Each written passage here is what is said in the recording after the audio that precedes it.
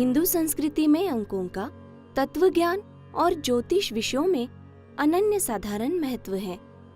खासकर अंक 7 का महत्व हिंदू धर्म तथा भारतीय संस्कृति में जगह जगह दिखाई देता है, जैसे कि सप्तचक्र, सप्तपदी, सप्तस्वर, सप्तनदी इत्यादि। इनमें से ही एक है सप्तऋषि।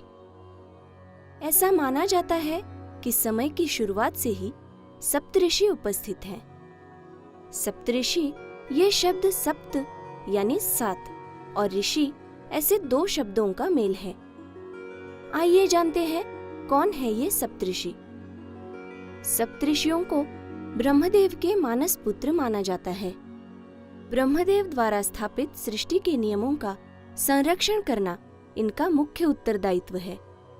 जैमिनीय ब्राह्मण, जो एक प्राचीन उपनिषद है, उसके अनुसार अगस्त्य, अत्रि, भारद्वाज, गौतम, जमदग्नि, वशिष्ठ, विश्वामित्र ये सप्तऋषि हैं।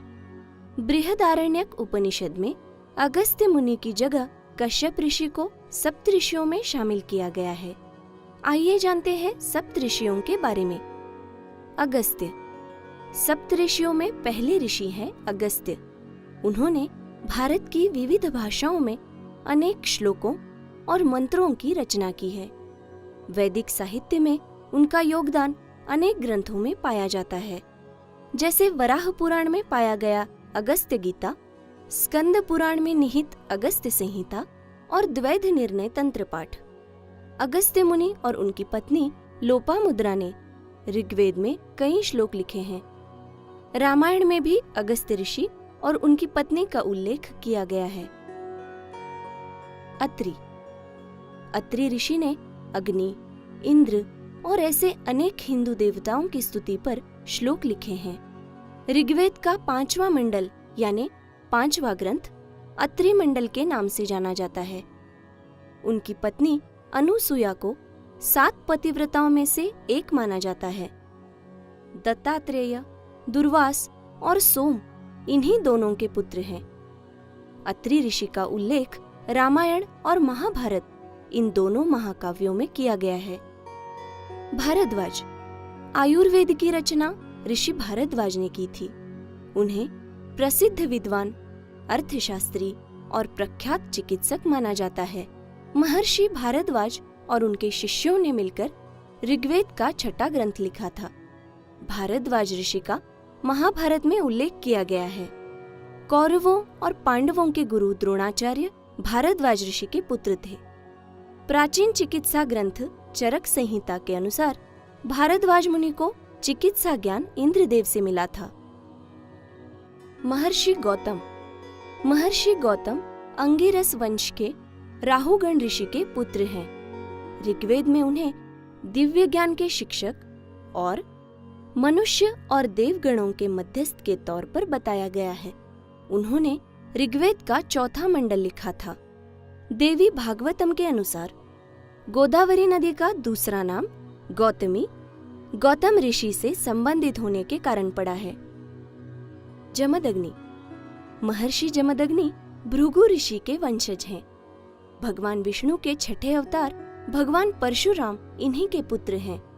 वे बिना किसी औपचारिक शिक्षा के शस्त्रों और शास्त्रों में पारंगत थे।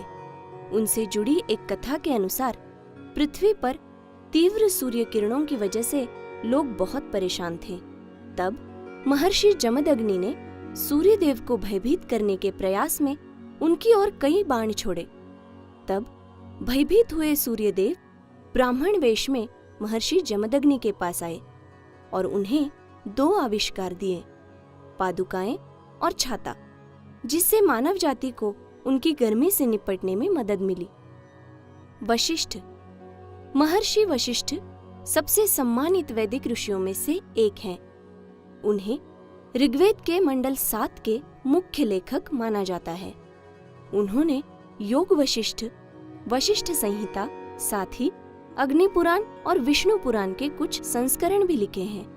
रामायण में उनका उल्लेख रघुवंशी महाराज दशरथ के दरबार में उनके कुलगुरु के रूप में किया गया है। विश्वामित्र सप्तऋषियों में सबसे ज्यादा पूजित ऋषि हैं महर्षि विश्वामित्र। उनका उल्लेख रामायण में राम और लक्ष्मण के गुरु के रूप में हुआ है। उन्होंने ऋग्वेद के तीसरे ग्रंथ को लिखा था। ऋग्वेद के सबसे प्रसिद्ध मंत्रों में से एक गायत्री मंत्र के रचयिता भी महर्षि विश्वामित्र हैं। वे अपने पूर्व जीवन में अमावसु राजवंश के राजा कौशिक के नाम से प्रसिद्ध थे। वे कान्यकुब्ज नामक राज्य पर राज करते थे। महर्षि विश्वामित्र का जन्म क्षत्रिय कुल में हुआ था, परंतु कड़ी तपस्या करने के बाद उन्हें ब्रह्मर्षि पद प्राप्त हुआ। ऐसी मान्यता है कि इन सप्त ऋषियों को मिला हुआ सारा ज्ञान उन्हें भगवान शिव ने दिया था और वे भगवान शिव की पृथ्वी पर संतुलन बनाए रखने में सदैव सहायता करते हैं।